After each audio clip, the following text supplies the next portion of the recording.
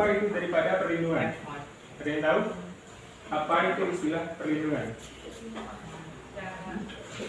Kalau orang kata apa? Ada yang tahu nggak?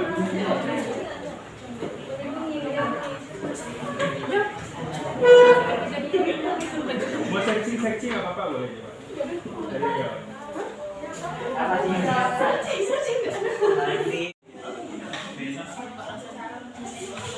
Saran untuk dilindungi. Oke, lagi. Sudah.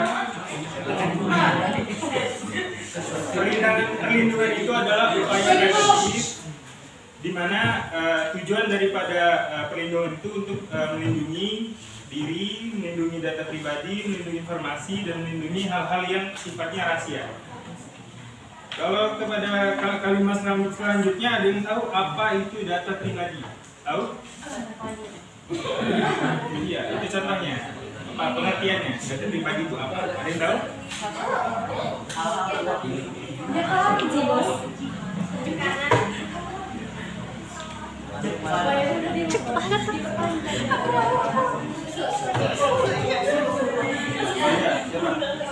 Data seseorang tertentu yang disimpan bisa dijaga Ngecit nggak sih itu ngecit?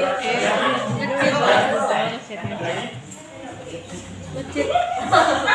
Lagi nggak? Ada lagi?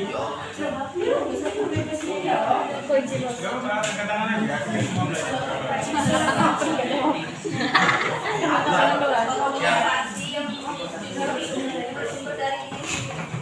sama kayak gitu. Ya, Pak.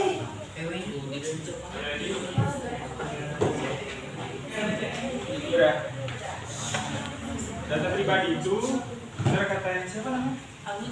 Abuzar. Benar ya kata Abuzar sampai ini. Yaitu data perseorangan yang tertentu disimpan, dirawat, dijaga. Itu salah satu bentuk hak asasi manusia, yaitu mempunyai data pribadi.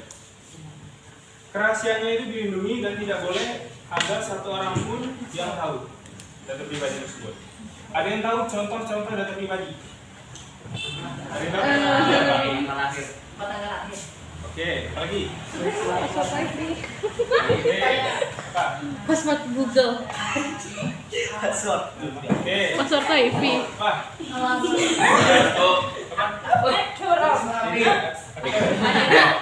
Jenis kelamin.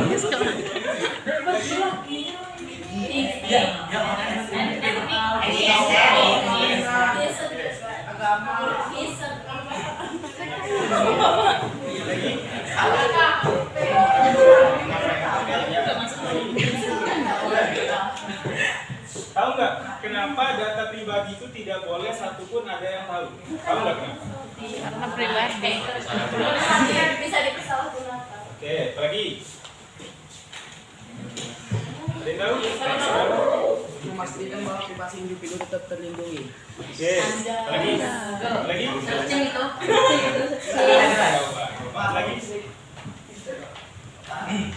Dasar-dasar hukum yang mengatur tentang perlindungan data pribadi itu ialah yang pertama Undang-Undang Nomor 11 Tahun 2018 tentang informasi dan transaksi elektronik, sebagaimana telah diubah Undang-Undang Nomor 11 Tahun 2016 tentang perubahan atas Undang-Undang Nomor 11 Tahun 2018. Peraturan Pemerintah 82 Nomor 82 Tahun 2012 tentang penyelenggaraan sistem transaksi elektronik. Ada yang tahu nggak cara memproses data pribadi? Data pribadi itu diapain aja, tahu nggak? Caranya diapain? Oke, boleh. Ada lagi? Data pribadi di sistem elektronik itu biasanya diapain? Selain disimpan, diapa lagi? Selain disimpan, dijaga, apa lagi? Ada yang tahu?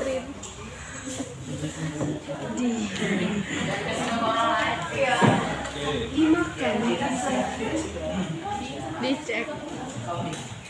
Ada yang tahu? Ditanyain. Ya. Ditanya udah tidur belum? Udah makan belum? Udah mandi belum? Ada 5 cara mengolah, cara mengatur, cara menyimpan daripada data pribadi. Yang pertama, data pribadi itu yang pasti kita punya dan kita lakukan adalah kita peroleh, ya kan? Kayak nomor KTP, nomor NIS itu kan kita dapat. kita nggak buat berarti, ya kan? Yang kedua itu data pribadi itu harus kita analisa, benar nggak data pribadi itu? Jangan sampai data pribadi yang dibuat atas nama kalian, taunya data pribadi orang lain gitu. Jadi suatu saat data pribadinya itu dibuat untuk kalian, taunya salah. Nanti kalian repot lagi, buat lagi, ngatur lagi, perbaiki lagi. Yang ketiga, data pribadi itu harus disimpan. Jadi kita nggak cuma nerima aja disimpan, dijaga dengan baik. Dan yang terakhir, data pribadi itu tidak boleh dikirim, disebarluaskan, diinformasikan, diberitahukan kepada orang lain, karena riskan untuk disalahgunakan. Kita lanjut ke materi 2 tentang teknologi informasi. Ada yang tahu tentang teknologi dan informasi? 2 kalimat, teknologi dan informasi. Ada yang tahu apa itu teknologi?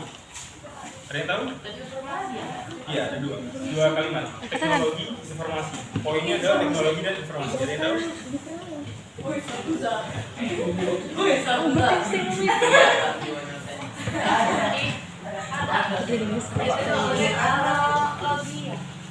Teknologi ya, pengertian daripada teknologi. Apa? Salah.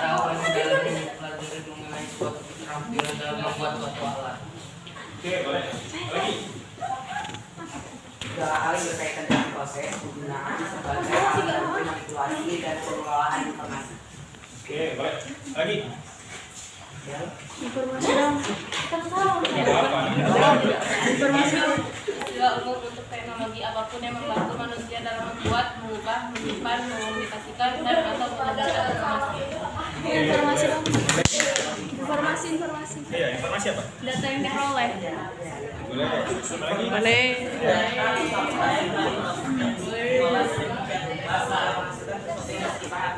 Oke. Lagi.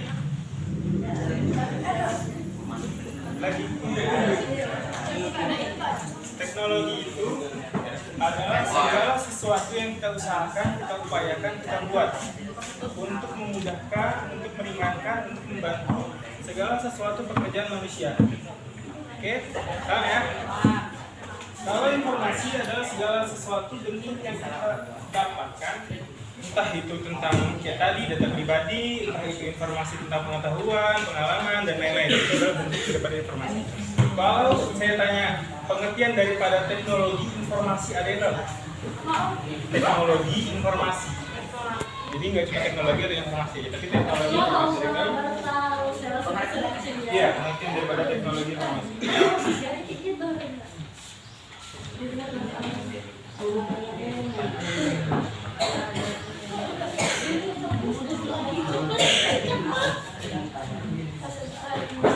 Ya, Pak.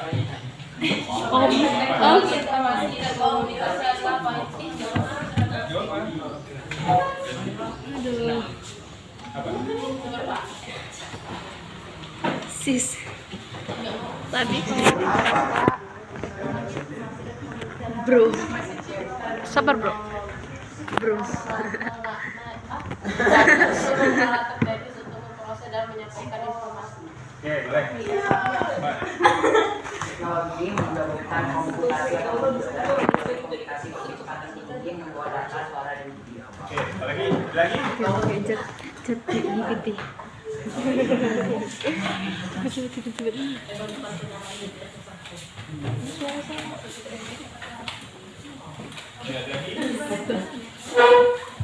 Sudah?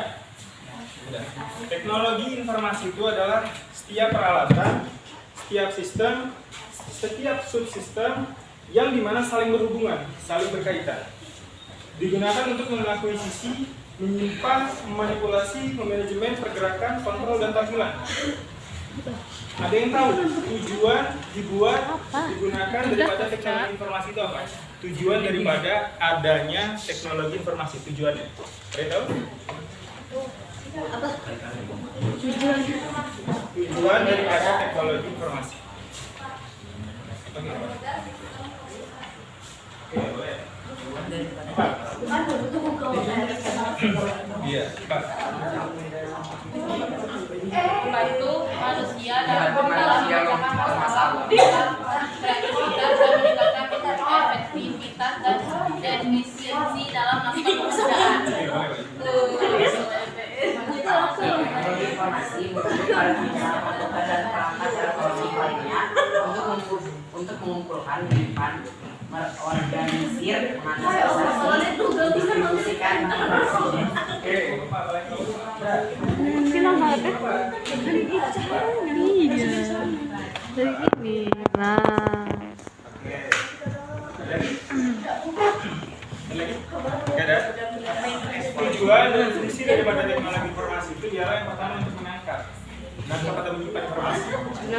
Yang kedua, teknologi informasi itu digunakan dan berfungsi untuk mengolah data yang tadinya. Contoh, misalnya kayak kita punya KTP, kartu tanda pelajar, atau NISN, pasti kan kita disimpan di server, kita simpan di web, ya kan? Nah, yang ketiga untuk menghasilkan. Jadi teknologi informasi itu menghasilkan data-data yang bisa disimpan. Contohnya di flash disk, di kaset, ya foto kan bisa disimpan. Yang kelima itu tujuannya untuk kita bisa agar dapat mudah mencari lagi. Misalnya kita butuh suatu saat nomor foto alamat gitu. Kita simpan masih di WA, di Drive, di Google Chrome. Mungkin itu saja materi yang bisa saya sampaikan. Kurang lebihnya mohon maaf. Saya akhiri. Wassalamualaikum warahmatullahi wabarakatuh.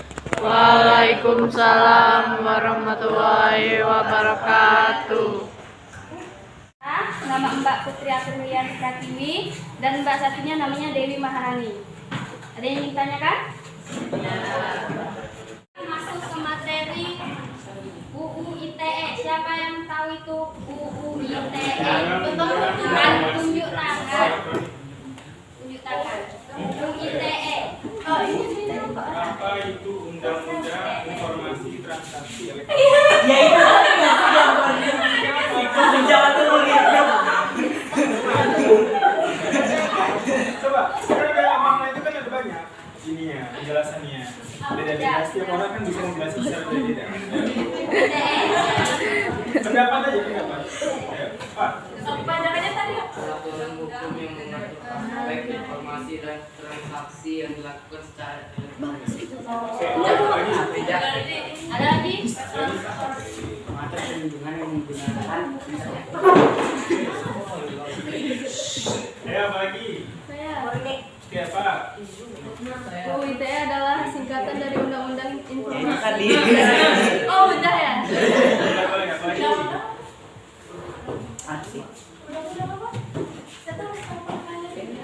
UU ITE adalah Undang-Undang Informasi dan Transaksi Elektronik. Jadi dia lebih memfokuskan dia ke elektronik.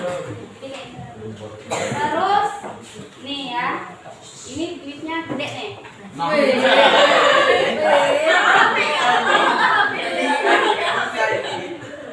Di dalam undang-undang berapa UU ITE pertama kalinya?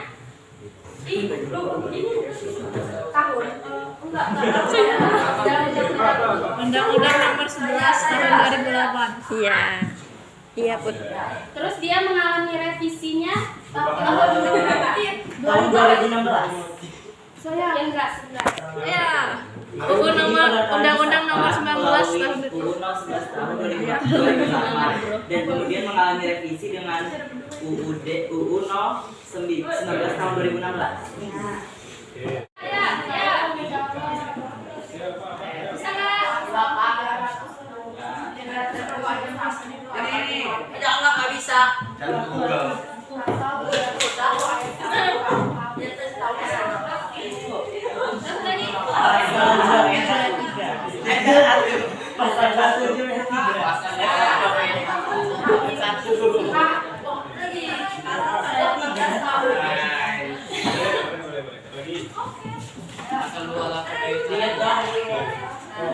Jadi perbuatan yang dilarang UU ITE itu ada di pasal 27. Contohnya seperti penghinaan atau pencemaran nama baik. Jadi maksudnya kayak misalnya kalian punya teman, terus kalian berantem sama teman, terus teman kalian itu jelek-jelekin kalian.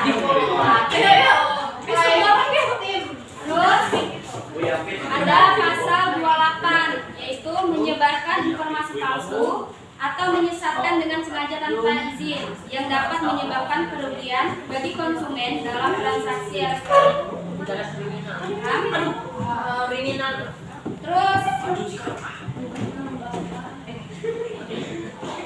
menyebarkan informasi dengan sengaja dan tanpa hak untuk menimbulkan rasa kebencian atau permusuhan terhadap individu atau kelompok masyarakat berdasarkan sara. Contohnya apa?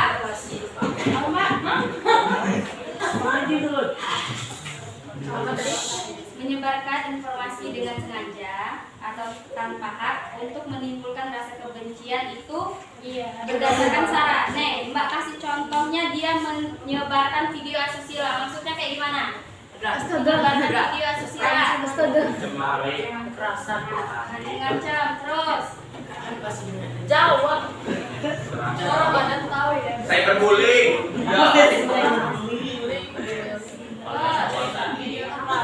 Mbak.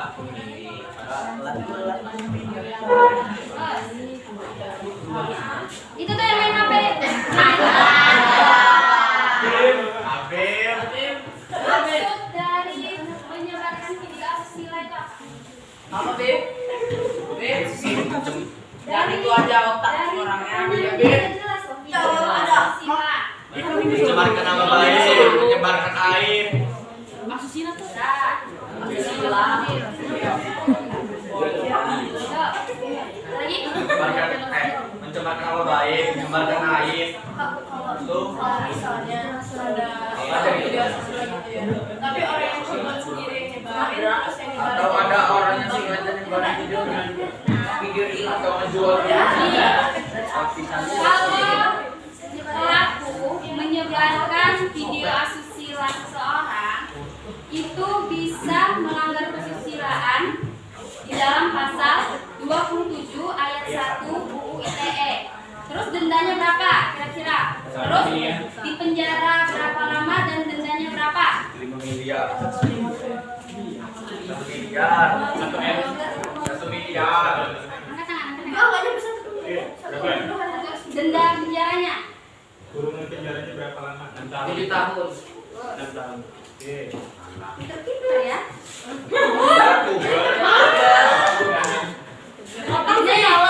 Materi tadi udah disampaikan sama Mbak Dewi. Ini tanpa ngeliat HP ya. Tanpa ngeliat HP dapat duit. Kumpul apa yang depan? Tadi kan Mbak Dewi menjelasin tentang hukum cybercrime kan? Ya. Apa itu cybercrime? Saksi. Jangan langsung dijawab biar temennya tenang. Put belakang put. Ya. Judi online. Itu kan contohnya. Cybercrime itu apa pengertiannya? Alasannya. Nah, itu lagi satu. Dari tujuannya. Kejahatan menggunakan komputer atau media online. Terus. Iya, menjelaskan lagi lah. Adalah bangku. Tahun 2016.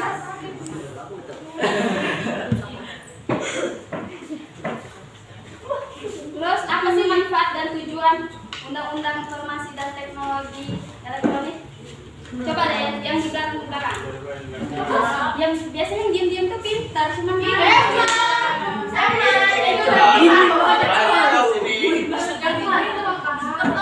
belakang coba yang belakang. Dua baris belakangnya. Dua baris belakangnya.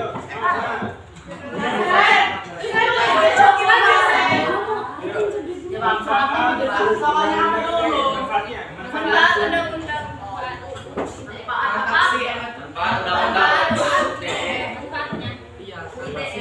Ya, terus biasanya contohnya gitu.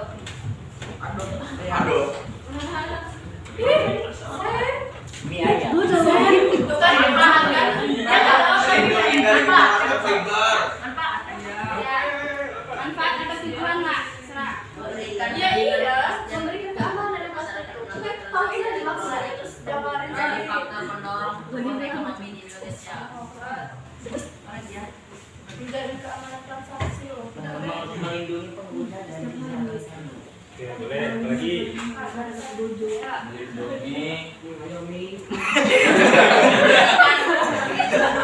masyarakat dan pengguna internet lain adalah dari berbagai tindakan kejahatan online. Cyberbullying.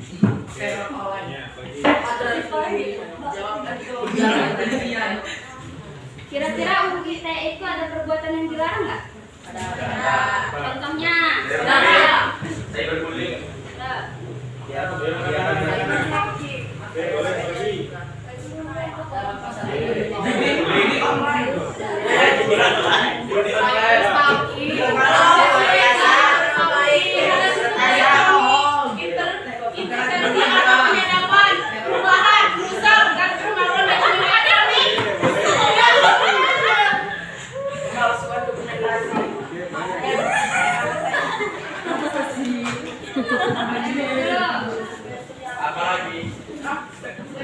Itu yang pakai tas namanya siapa? Teman-temannya, UU ITE itu kan ada perbuatan yang dilarang. Pasti kan ada di dalam pasal dong. Ya kan? Pasal berapa? Di dalam pasal berapa perbuatan itu dilarang? Banyak itu pasalnya itu. Dua pasal. Pasal 27. Ayat berapa? Pada betul.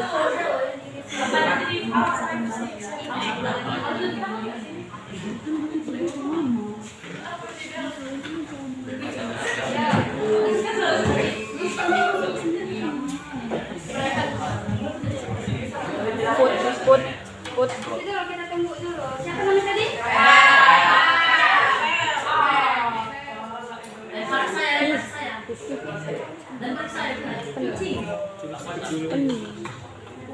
Serangan cyber dan tindakan sabotase terhadap sistem komputer.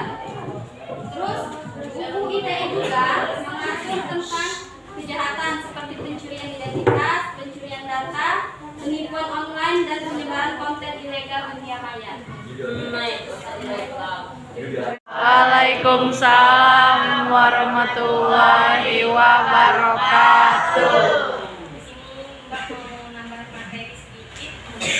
Menurut Mbak itu, Mbak ngambil materi hukum cyber law atau kejahatan pidana, tindak pidana suatu pidana. Apa itu cyber crime? Ada yang tahu? Enggak. Cyber crime. Kejahatan digital. Saya kejahatan digital. Ada lagi? Masuk.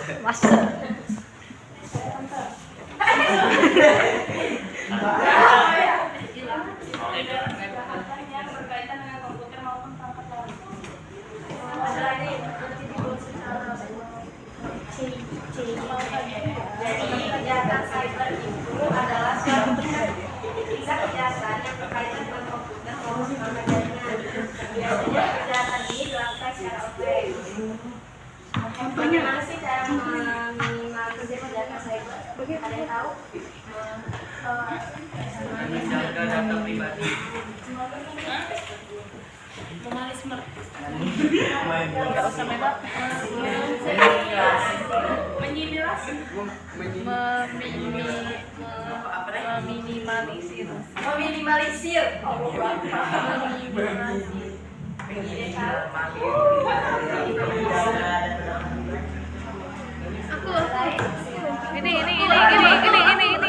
Ini. Penggunaan kata sandi kuat dan manajemen kata sandi.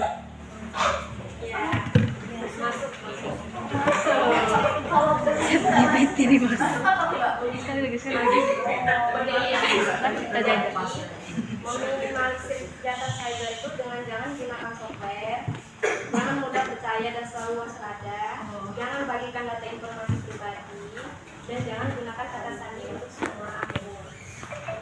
Serangan ini dapat dilakukan oleh pelaku kejahatan cyber dengan menggunakan satu atau lebih komputer terhadap satu atau beberapa komputer dan jaringan. Kejahatan cyber sering terjadi karena adanya kerentanan atau celah dalam sistem keamanan Apakah menyebarkan berita hoax termasuk kejahatan cybercrime? Ya. Ya. Kenapa? Penipuan. Anjay. Berita bohong atau hoax tersangkut di dalam kejahatan yang namanya atau cybercrime, di mana suatu tindak pidana menyebarkan berita bohong atau hoax melalui media elektronik, komputer atau internet yang merupakan suatu bentuk kejahatan yang tidak boleh dilakukan semua orang.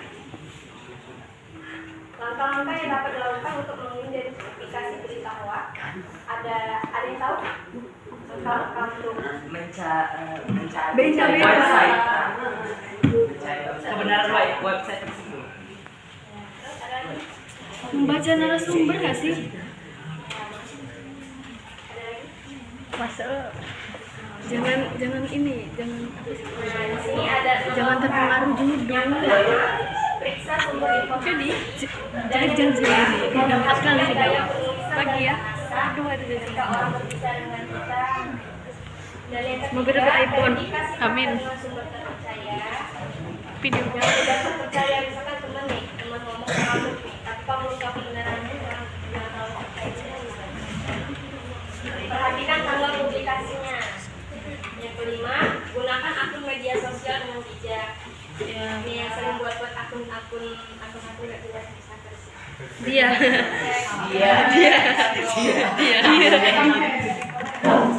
Menggunakan selayak mungkin.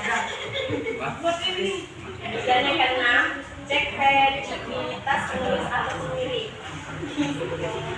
Nih, ada yang tahu nggak bagaimana cara menyikapi dan menggunakan media sosial yang bijak serta menanggapi berita atau informasi dalam media sosial? Apa tadi? Terlalu panjang. Terlalu panjang. Bagaimana cara kita menyikapi dan menggunakan media sosial yang bijak untuk menanggapi berita atau informasi dalam media sosial? Apa sih? Cara yang bijak. Berita yang ada di media sosial. Ya udah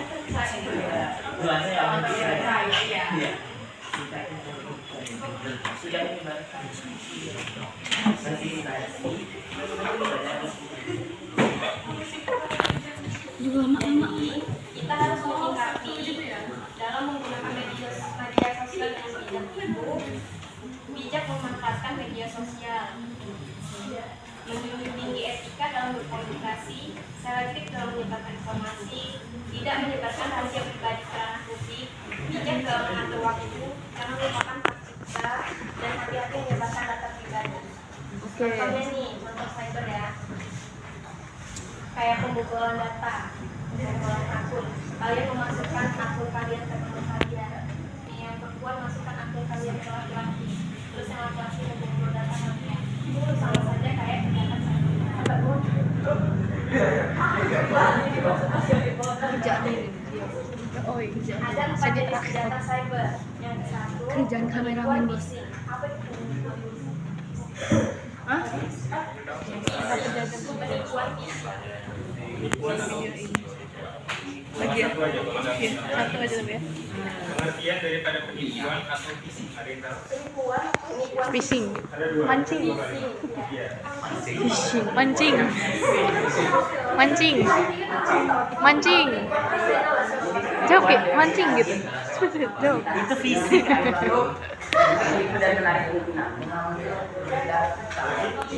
Itu fisik. Mancing. memancing para korban Tuh mancing kan bener kan. dan informasi pribadi. Yang kedua, peretasan. Ada yang tahu peretasan? Pengertian peretasan. Hack. Hack. Ada yang tahu? Pengertiannya? Ada yang tahu? Masih akun orang lain tanpa Oke, boleh. Lagi. Jadi peretasan itu upaya penyusup pada sistem komputer tanpa izin. Yang ketiga, cyber stalking. Ada yang tahu?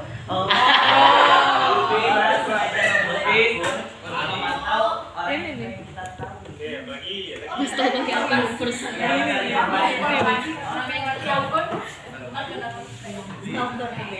mantap. Oke, jadi cyber stalking itu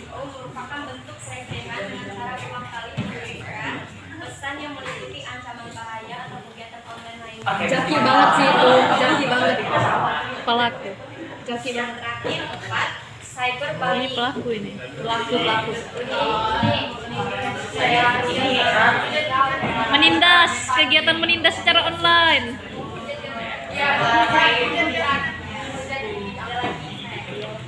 Membuat dosa dengan gaya. Foto orang buat stiker.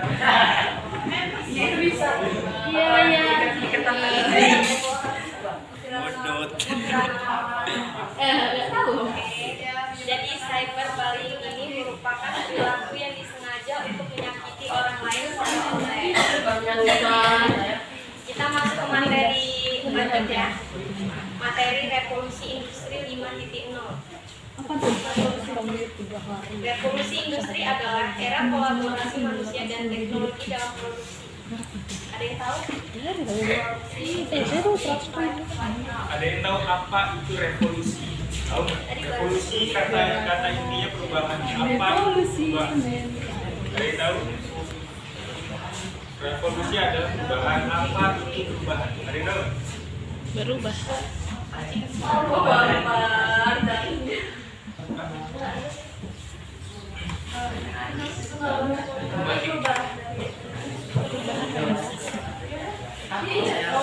Berubah. Iya kan? Ultraman.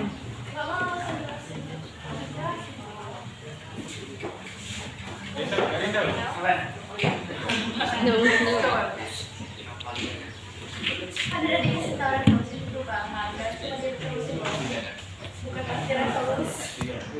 Perubahan adalah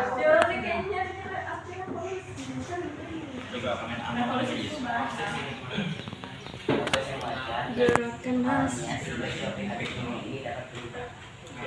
Oke. Coba yang di belakang-belakang itu, coba jawab. Di depan terus dari tadi.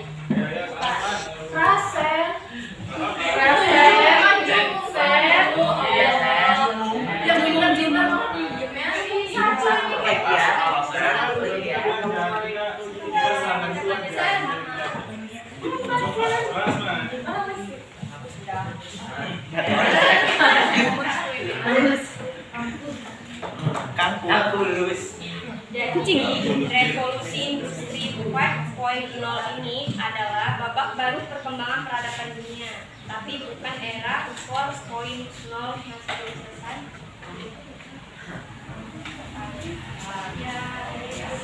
Jadi banyak yang menyebut Udah berapa? demikian 10 menit. 10 menit? Udah. Oke.